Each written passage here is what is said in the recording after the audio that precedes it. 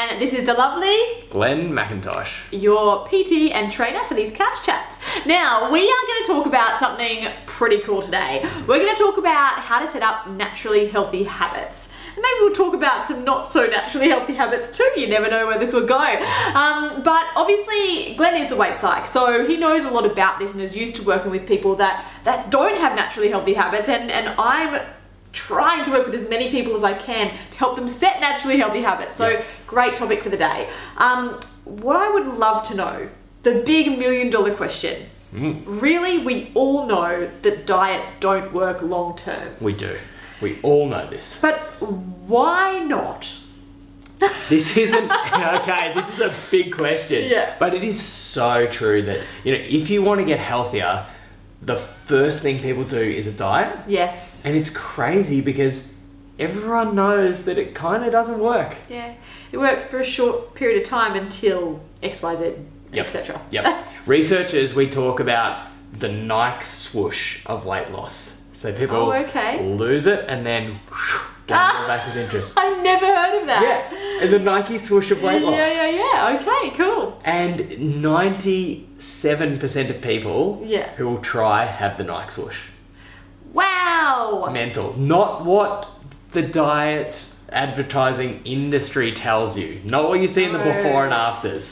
Yeah, that's really intense. That means only 3% of people are able to maintain their results long term. Maintain weight loss long term. Maintain weight loss long term. Yes. Okay, that's interesting. Yep. Yeah, so why is that? I think about it like, if you're trying to lose weight, and I'm going to be a bit controversial here. Go on, we love that. It doesn't matter how you're trying to do it, whether you're trying to do it through shakes or paleo or 5-2 or now we're hearing about keto. Or 1,200 calories for everyone. 1,200 calories. If you're trying to do that, it's prescribing yourself under eating. Yeah. So a diet is really prescribed under eating. And what you're trying to do is you're trying to outsmart your body. Yeah. And you think of it from a very instinctual level. Yeah. If you're not feeding yourself enough, your body will do all that it can to make you eat more. Yes. So over time you get a change in your hormones. Yeah. So you get more ghrelin after your diet, which is the hunger hormone. Makes you go, I want food. Yep. Less leptin, which is the fullness hormone. Makes you feel like I'm good. So it's your body is actually telling you, saying, uh-oh, I don't trust what Lib's doing because she's underfeeding me. I'm going to turn up her physical sense of hunger and I'm going to turn down her sense of fullness. Ask yourself, if you're watching this, if you've done some yo-yoing before, have you ever gotten to a period you've been losing weight? You would have seen heaps of clients like this, Lib. Yeah. Suddenly the weight loss sort of slows down or stops. It goes the other way. And they're eating the same thing. Yep. Or they can't, the eating plan that they were following, they just can't keep with it. Yeah. It's like, why? Because they're more hungry. Exactly. They don't feel full. And at that stage, even as a psychologist, we get a lot, this is when I get a lot of people come to me and say, Glenn, you have to help me get in the right mindset. Yeah. But what I say to them is that your body is so powerful. Your mind is actually doing exactly what it should be doing. It's saying, uh-oh, I don't trust Glenn, so I'm going to play all of these mental tricks that are going to get him to think about food more. Yes. And when he eats that food, I'm going to turn off his sense of fullness, so he overeats it. Yeah. And so all of these things that dieters get, they feel like, oh, I'm going crazy. Why am I obsessing over chocolate? And why when I eat chocolate, can I not stop eating it? These are normal responses that your brain has when you're underfeeding your body. So it's kind of like your mind starts versing your body in a little fight off. Totally, absolutely. And it doesn't matter how strong your willpower is, eventually your body wins. And that's a good thing because you don't want to starve yourself. And I think that's as well, it's different. We're talking specifically here about obviously kind of weight loss goals or health goals. Not necessarily about if you're trying keto because, for example, you want more performance at work and so you're adding extra whatever. Totally. So different, but for that situation, 100%, because those two people are, I mean, someone doing it for performance and that doesn't have weight concerns will probably not deprive themselves, but for this situation, and that's what most people do. It's like, why isn't this the magic bullet? And that's interesting, Lib, because, and that's a very good distinction, because when my area is weight management, yes. so I'm constantly thinking about people who are trying to control their weight. Yes. And that's actually what dieting is. Yeah, yes. So doesn't matter how you frame it, if a person is, when you're making that food choice, you're thinking your main focus is I'm going on a diet. Yep. I'm doing this to shape my body a certain way. Exactly. Yes. Yeah, whether it's to lose weight or to not gain weight. Yes. Or to maintain my weight. Whatever it is, if you're thinking about your weight or your shape or your size when you're making food choices, yes, you're dieting. Yeah. Doesn't matter how you frame it to yourself. So I get a lot of people come into my session and say, Glenn, I'm not dieting, I'm doing this, but it's really all about weight loss, or it's not about weight loss, it's about fat loss, or yes, that's dieting. It's dieting. Okay, so we've covered over what a diet, or like why diets don't work. Yep.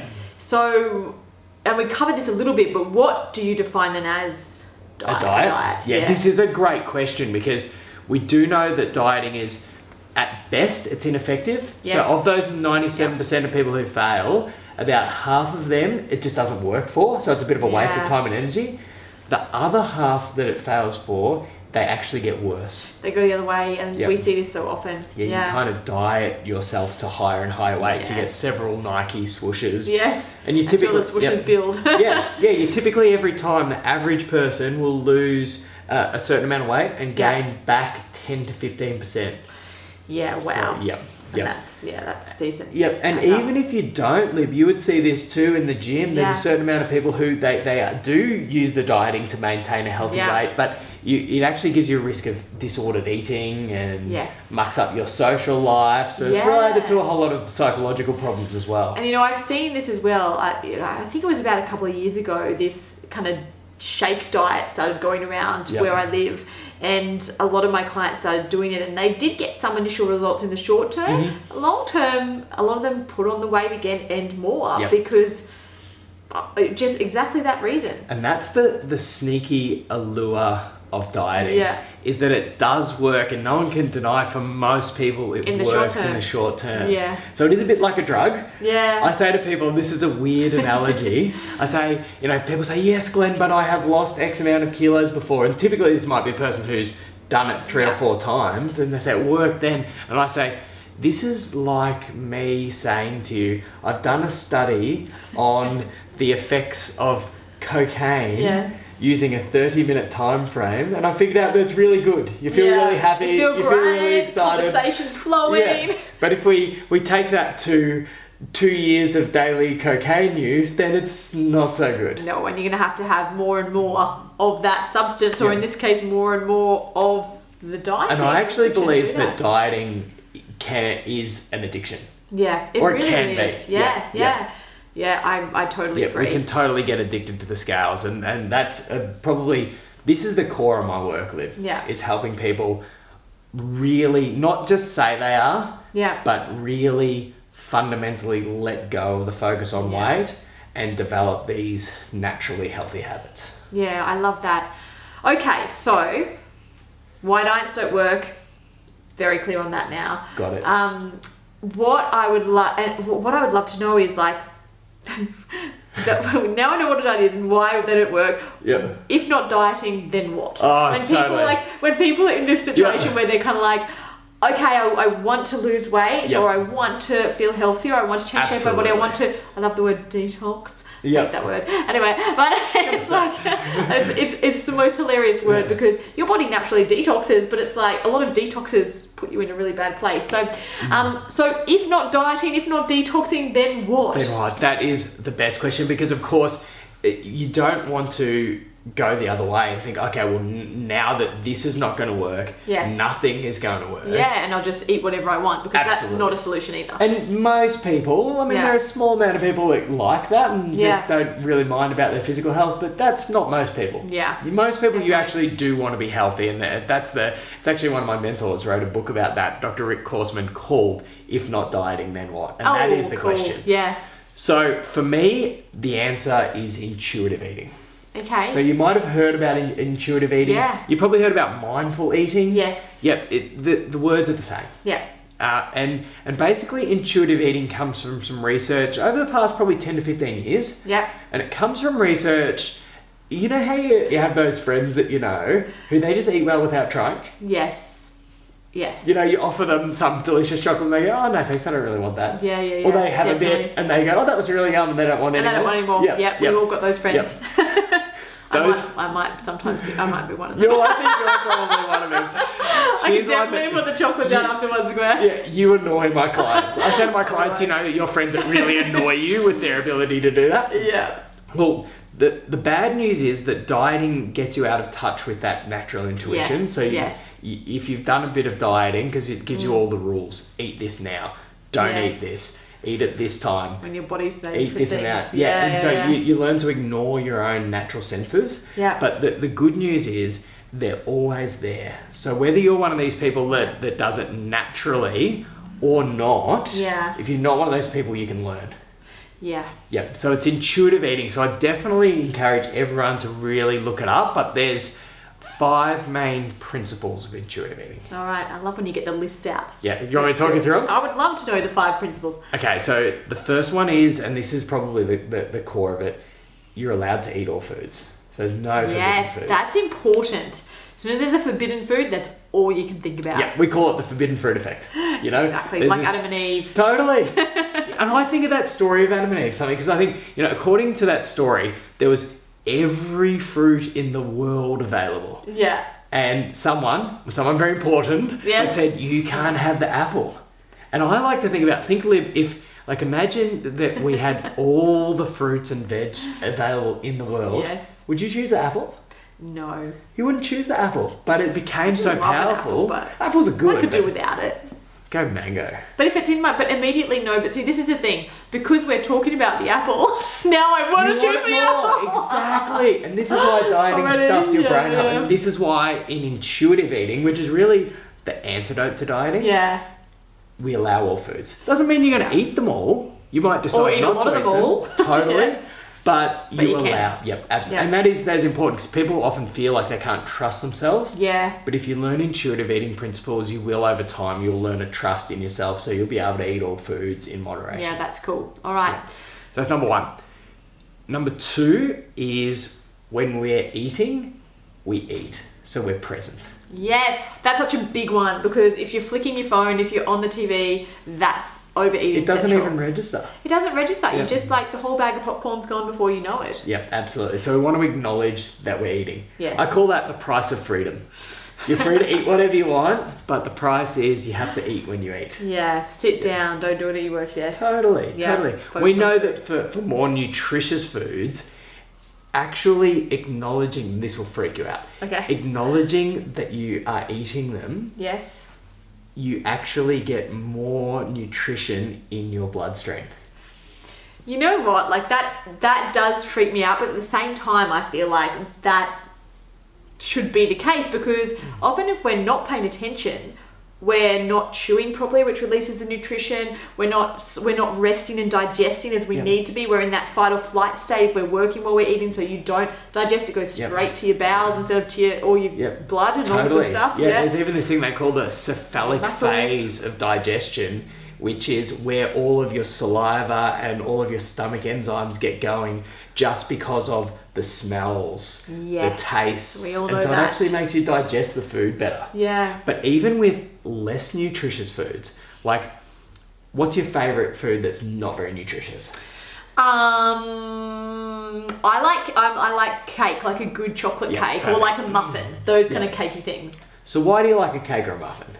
I think it's the texture. Totally. Yeah. So it's something to do with the experience. It's not for nutrition. Yeah, no. So when you, say if you get something like a beautiful cake and you're watching TV, not paying any attention, say you need 10 Libby units of pleasure from that cake. Yes. If you just scoff it down, you're not really paying attention, you're watching TV while you're doing it, you might only get 3 units of pleasure. Yeah. So what do you need? More cake. More cake. You need more to fill up. So I need 3 plus 3 plus 3 is 9. Still not there. Plus 4 pieces. Exactly. Yeah, that's intense. So when you pay attention to food, whether it's nutritious food, help you digest it better, or it's the non-nutritious stuff. I call them mind foods, foods that are just for your mind. Not bad foods or like, naughty foods. I call them soul food. Soul food, perfect. So it's like nothing to do with nourishing your body, it's just because your soul needs it. Like, absolutely. Like, you know, if we're hanging out on a summer's day and we're like, let's get gelato by the beach, that's soul food. But if I've got a tub of gelato on the couch watching TV, that's not soul food. That's totally. Yeah. Nah. So it's talking, and that's what you're talking about, the difference between binging on food, which is not mindful, and mindful eating. Yeah, cool. Yeah. All right, makes sense. So number 3 is listening to your hunger and fullness. Yeah, that's an important one. So we talked about that before. It's just your natural signs to start and stop. How hungry am I? Like a little bit, or I need to eat. Yeah, and that's just listening to the body hunger. Yeah. Now, number 4 is about the non-body hunger. So it's about recognizing all of those non-hungry cues. Is it just because there's food there, or because someone offered it, or because this is my habit, or because I'm bored, or... Like after you have dinner and you're like, must have dessert. Totally. It's just something I always do. Exactly. So that's the 4th principle is and this takes a bit of time. Yeah, of course. You really have to start to identify why you're eating. Yeah. And non-hungry eating is totally cool. But at the same time, it is the cause of a lot of our health problems and a lot of our weight gain. So it's in moderation. Yeah, we want to just start to become aware so you can choose to do non-hungry eating or choose not to. Mindful. Again, mindful. Yep. And number 5 is my favourite. Yes. And you'll see all the principles, they kind of, I think about dancing around the principles. I like that. Just they're not rules, so you don't want to turn these principles into dieting rules, because you can turn anything into a diet. Yes. But number 5 is just eating in the way that your body likes. And it's as simple as looking at foods and thinking, okay, how's that going to make me feel at the time, but also half an hour after, 2 hours after. Yes. And what you'll find is if you take off the food rules, this is good, this is bad, this is healthy, this is unhealthy, I should eat this, I shouldn't eat this. You take off those and you just listen to how food affects you. Naturally, of course, the more nutritious food makes our body feel better, energized and light, and like we can pay attention. And the less nutritious stuff, it don't make us feel too good. No. Especially if we eat it lots, and especially if we eat in large amounts. So if you just have that mindfulness of how food affects you, you'll develop not a should, but a want. But a want to. A want to eat well. I think that's really important. But it's such an important thing to do. Yep. You know, a very simple example of that, I love chocolate, and I used to love eating it after dinner. Yep. But then I'd find that because I'm quite easily stimulated, I would go to bed and be like awake. And so, you know, eventually I went, you know what, I'd go for the chocolate. Like Justin would bring a block of chocolate out, my husband, and I'd be like, oh, I want the chocolate. And then I'd stop and go, I really want a good sleep tonight. So, and that's a little simple thing. It's like, well, yeah, I do want the chocolate, but also there's other things more important right now. So, and I'll eat it tomorrow. Yeah, the interesting thing is there, Liv, you weren't thinking about, oh, I can't eat chocolate because it's going to make me fat. No. You weren't thinking about, I shouldn't do that. You were actually thinking about, I want a good sleep. I want to. Yeah. And that's what intuitive eating does. It turns the have to into a want to. And that's why you get such good results in the long term. Okay, that's so much to process, but also we can boil it down to one really simple thing, which is whenever you sit down to a meal or a snack, you know, just take a moment to be mindful and go, am I hungry? How hungry am I? Is this the best kind of meal that I could eat right now to give me all the things I want this afternoon, like energy, etc. It's just creating that mindfulness. So, of course, it wouldn't be me if I didn't ask an exercise question. Got you. So, just before we finish this one on naturally healthy habits, can I ask you, how could we apply some of this kind of naturally healthy habit thinking to exercise? Excellent question. Excellent question. And it's the same thing. Don't focus on weight loss, because focusing on weight loss, exercise runs the risk of becoming a chore you have to do to lose weight, or at worst, a punishment for being too fat. And that's not fun. No. So we talk about creating a positive relationship with exercise. So you think about you've got a relationship with a person. I think sometimes I say to people, think about your best friend, right? Think about your best friend, think about your best friend, and think about if they said, hey, let's catch up and have a coffee or a beer or have a meal, or whatever they said, in the next 2 weeks. You'd make it happen. Yeah, you can make it happen. You make it happen. You juggle things around if need be. Definitely. Now think about, and we don't have to mention who it is, think about the most annoying person in your circle. Might be a friend, might be a family member. Think about the person who bugs you the most. Got it. Got it? All right, no names. Think about if they said, hey Lib, let's catch up and have a coffee or something to eat or something to drink. And then you're like, oh, I've got the busiest 2 weeks ever. You make any excuse not to.